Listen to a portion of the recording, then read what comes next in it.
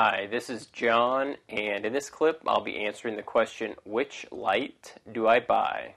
In our basement we only have two of these in-ceiling can lights, and that just is not enough light to suit our needs.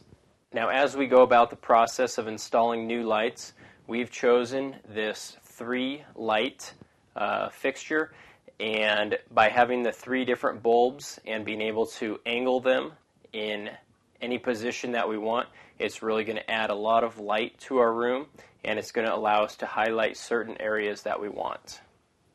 Now, one of the features that I was looking for is lights that did swivel. The basement is fairly large, so we wanted to be able to angle our lights in any position that we want. Additionally, this is a low profile fixture, so it's not going to hang down very far. The ceiling of our basement is just a little bit under 8 feet tall, and we wouldn't want to be able to raise our hands in the air and touch the light. So the light is low profile, meaning it doesn't hang down very far. And lastly, I also chose this light fixture because it is a brushed nickel color light fixture, and that matches the other fixtures in the house and the hardware on the doors.